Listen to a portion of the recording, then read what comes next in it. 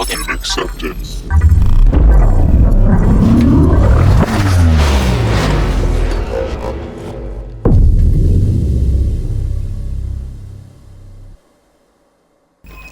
Provide and create the devices that go into, for lack of a better term, somebody has like a fleet manager or a fleet of, let's say a cable company or some such.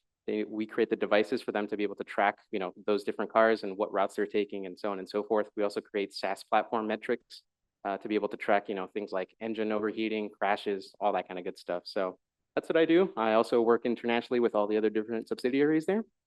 Aside from that, I also started my own nonprofit. I co-founded the Iron Legacy Foundation.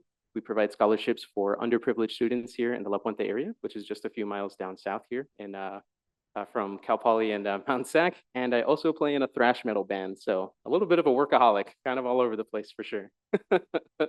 But with introductions out of the way, what will I be talking about today? So I'll be going over a few different key pieces of universal advice. My understanding here is that there are two different groups of individuals.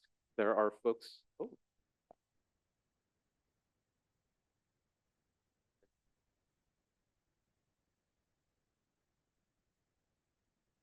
Sorry, I didn't see those acknowledgements there. Appreciate it. But with that, let's go back over here. Yeah, so my agenda today will just be pretty much talking about my time over at Cal Poly and try to provide some key universal pieces of advice. I know, like as I mentioned, there's two different kinds of individuals here today. Those who are fairly experienced, who have been in the industry for a fairly long time, and those who are barely getting into your feet wet with the entire side of cybersecurity. So I want to try to arm you with advice that I think through my experience has been incredibly invaluable for me and has helped me get to where I am today. So with that, I'll talk a little bit about my time at Cal Poly, some key takeaways with that, the pathways that are in cyber, as well as kind of some of my post-grad findings and sentiments and personal advice. So with that, my time at Cal Poly was a super, super fun time. I feel like that picture encapsulates. This was actually at last year's Tech Symposium, but the camaraderie and the feelings that I had during my time at Cal Poly, I feel like this picture really encapsulated a lot. But to kind of talk a little bit more about it. I'm a first generation college student, so that kind of came with its own set of challenges. I transferred about twice, so there was not a lot of time for me to kind of stay connected with different groups and make lasting relationships and such. And pretty much I would say my last 2 years over at Cal Poly was really the biggest right fit for me. There was so many different things that I had to kind of navigate back over, a lot of different pathways that I was trying to navigate through. And I think kind of looking back at it now with my last year, really where I was at that time was just coasting through things.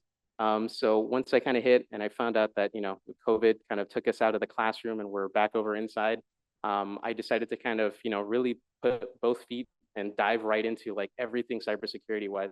I didn't have a lot of job opportunities at the time, and I was really kind of nearing the end of my senior year. And I felt like, well, you know what? If we don't get something good, it's probably not going to work out very well. So with that, my entire time over at Cal Poly was super great. Since then, I've been able to make super great close relationships and friends with that I'm going to pretty much have for the rest of my life. I hardened a lot of the technical skills, which is where I felt like I was lacking in. And I made a significant amount of business connections since then. So I feel like my time at Cal Poly was incredibly great. And really where a lot of that started to stem from was really diving deep into my last year, or my last couple of years there. So with that all being said, I want to talk a little bit more about some of the fundamental pieces of advice that I feel, regardless whether you're going to be in cybersecurity or going out to another job career or what have you, I feel like these three key pieces of advice are going to be what kind of drives you and propels you forward and kind of become a litmus test to see whether or not you're really interested in the career that you're going into. So I would say, first of all, asking questions. 100% asking questions creates so many different opportunities for you. And honestly, when I was, to kind of give you a bit of an example on that, when I was still back over at Cal Poly, one of the biggest things was going to every single one of the guest speaker series that we had and asking some of the, for lack of a better term, very dumb questions, but not really caring, right? The entire point is that you can ask a question, you get an answer, and you have a better understanding. At the same time, too, while you may feel like a little bit dumb or what have you. The important thing is that you become memorable over to that person. You showed interest in wanting to do something over with them. You showed interest in their passion, their career field, and that makes you more memorable because at the end of the day, you're going to want to go and speak over to that person and make a connection over with them. You're going to, I don't want to say utilize, but make a genuine connection with this person and talk to them. Get their experience, get their understanding on things and their outlook. And I feel like that's incredibly important for whatever it is that you're going to do. At the same time, too, I think it's incredibly good practice for the future for what you're going to be really going through when you have a job. The last thing you want to do is and this might be some technical terms here, but when you have to say have an assignment to block an IP address for a firewall. Super simple, right? But when it costs money and it costs time and it costs resources and it costs so many different factors that go into that, if you block the wrong IP just because you didn't ask a question, like that makes you look pretty bad. And that's not an environment that you want to be in. You want to learn how to ask questions, the right questions, and do that here now, right?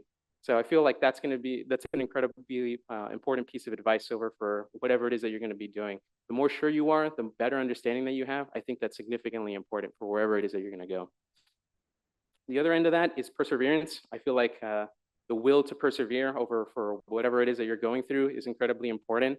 To kind of put that into perspective, really expect to fall at least once. When I was going through the entire 9 yards in my time in the clubs in Swift, right, there was a very big sentiment at the time that if you didn't get into these like two cybersecurity related competition teams, like you were done. It was over for you. Like there was just pretty much going to be nothing. But the most important thing is really how you bounce back over from that. What you do with when you fail and how you feel. Like there was a very sinking pit feel that I had when I didn't make it into that. But from there, you don't want to start asking why, like why me? You want to start asking why in terms of what could I have done better? What can I improve on? Utilize these pitfalls that you're going through as a way to be able to improve whatever skills that you were going through. So if you went through like, you know what, I didn't understand Active Directory, I didn't understand this other piece of like setting up a virtual machine or networking, you write those things down, you go back over and you start asking questions, you start networking with the different folks that actually have that knowledge and speak over with them, right? Get their understanding of things and be able to kind of get that information back over and improve yourself. I feel like that's going to be significantly important even when you start going into the workforce because there are going to be times where you just don't know things and you have to go out there and you have to start understanding things, or there might be situations where there's going to be sink or swim. And a lot of the times when you're going out in that, it might just be you by yourself kind of having to answer all of these different questions from executives or what went wrong, or having to kind of go through something like, well, there's a fire happening in some other end. So I feel like perseverance and walking away with your credibility still, even though you might not know everything, being able to say, I have a game plan. I know what I'm going to be doing after this, or these are the ways that we can work to remediate this. While I don't know this now, I can provide some solutions moving forward. So I feel like that perseverance and you wanting to get back up and do something is significantly important. And from there, I would say, getting involved. I was like, I still see the small little thing here, but let's move that up. But getting involved. Getting involved is incredibly important. When you're going out there, if you're just coasting through classes and you're just doing the bare minimum, I can see myself in a parallel universe where I was still doing the same thing that I was doing at that time and not involving myself in the clubs, not taking action on what I wanted to take for my career. And I can see myself walking out with a degree, but no job, like plain as fact, right? So I feel getting involved, what you guys are doing right now, being in this room, understanding, listening to these various different talks and getting fundamental understanding on a lot of this stuff is significantly important for you to, show initiative, to show that you care about what you're doing. So, making genuine connections, I think, is also incredibly important. Not asking because, hey, they'll get me a job, but at the same time, too, wanting to just understand them. Like mentors are so important in this field. Like it's ridiculous.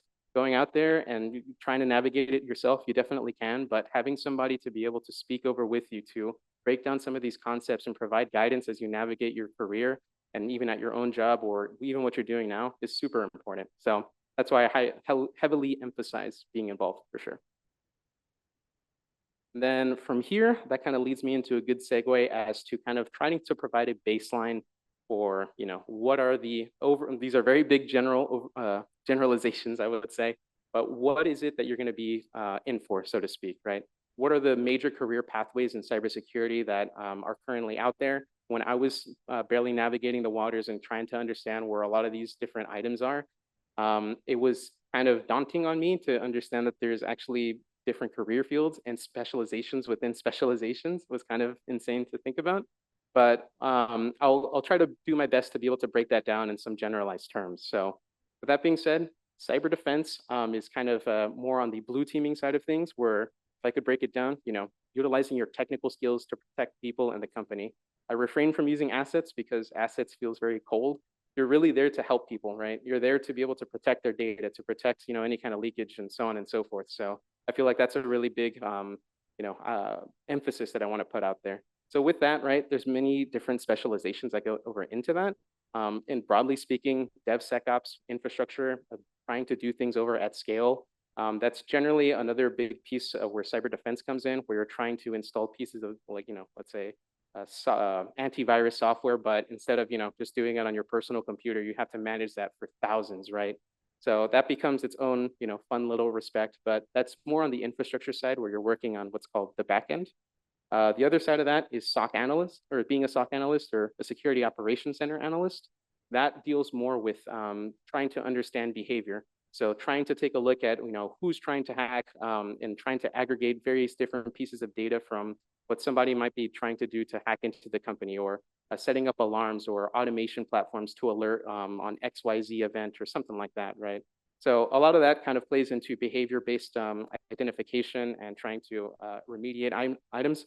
And then we get into kind of the purest form of cybersecurity engineering, which is utilizing software, I would say, or code to be able to patch items, to deny, or setting up automated functions to be able to patch different pieces of software and so on and so forth. And then I would say the last one is probably more cyber forensics, kind of doing root cause analysis. So hey, somebody already hacked in here. How do we kind of work our way backwards to be able to understand what they did, how they did it, and remediate that as you move forward.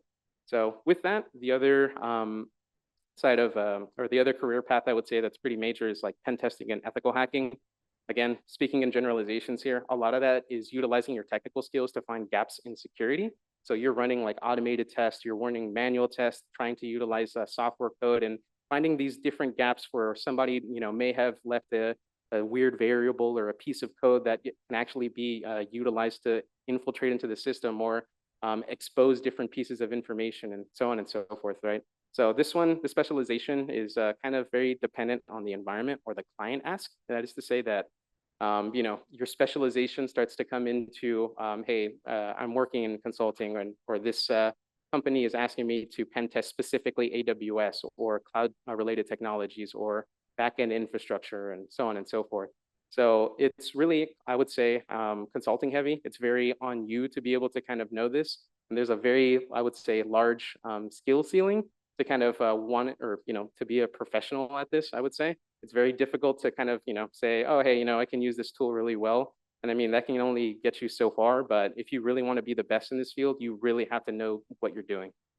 And then I think the last portion that is, I want to say fairly new, but what a lot of folks consider to be kind of boring, but I feel is my favorite portion, compliant risk and audit. I love this stuff to death. It's basically like doing paperwork, but your entire job, I would say, almost. But really what you're doing is utilizing your technical knowledge to highlight gaps in regulation. So in where security is more of like, hey, we're working together to be able to do this. It's like, I don't want to say, I want to refrain from saying a suggestion, right? But it's going to help and we can patch that. Compliance, risk, and audit works to, hey, the federal government is saying we need to do this. So if you don't do it, it's over. Your contract is done. You lose money, et cetera, et cetera. So a lot of it comes down to you need to do that, or the certification that you want to achieve says that you need to do that. So it has to be implemented. A lot of these specializations focus on planning. I feel like there's a big emphasis in working with strategy and consulting to be able to say, hey, these are the items that we need to work to remediate first. These are the patching cadence and data aggregation to say this is our area of focus and work to expand outwards. So a lot of that tends to work with vulnerability management. That is to say, hey, the pen tester just has this giant list. Where do we start kind of deal? What's the best way for us to be able to approach and start remediating these items? Security framework application, that's kind of saying, trying to break a very abstract concept down. There is this concept of controls where you kind of, say, hey, are we satisfying XYZ item? Or do we have a process in place to say we can, we're actually doing what we're doing and prove it? That tends to go a lot more into the security framework side of things. And then, just general gap analysis, things where you find out and you aggregate and start taking a look at what are we doing and what are we not, and trying to find remediation solutions and planning with different teams to be able to put those plans into action in place. But with that, I think hopefully I've broken that down easily enough. But with that, I kind of want to talk a little bit more about some of my personal sentiments. And right now, I'll be totally honest with you, it's pretty difficult right now to get a job in the cybersecurity field. There's been like a bit of a shift going from one place to the other. And this is coming a little bit more from personal experience, but there is definitely things you can do now that can help you get over to where you want to be, to get to the job that you want to have.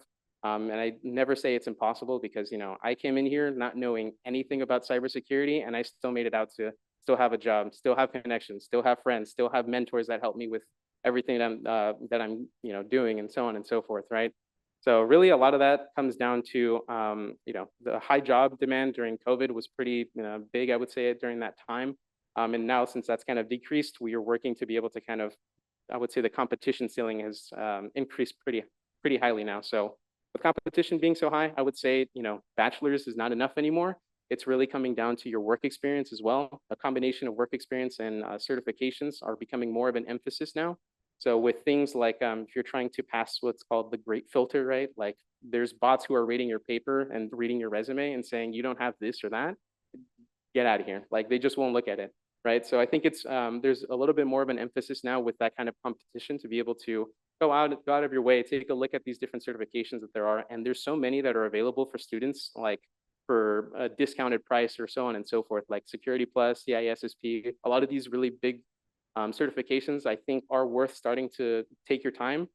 They are worth looking into and kind of seeing, if that's something that you want to pursue, or at least have in your back pocket as you work with all these other different folks and while you're being involved and such, right?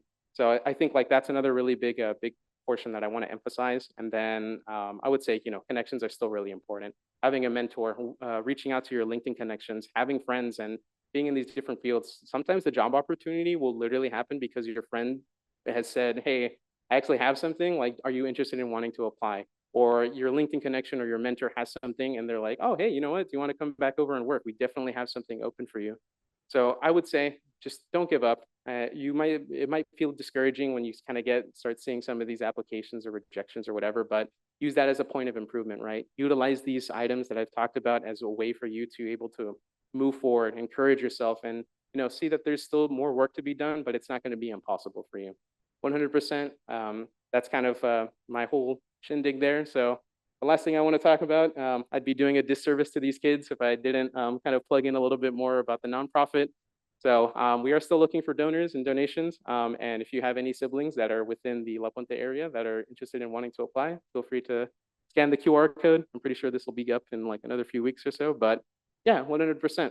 Thank you so much. If you want to get in contact with me, please reach out. 100%. I love answering questions, love speaking with other folks, and I love mentoring. I have too many mentees sometimes, but I love them to death. But yeah, thank you so much, everybody, and appreciate it. Thank you.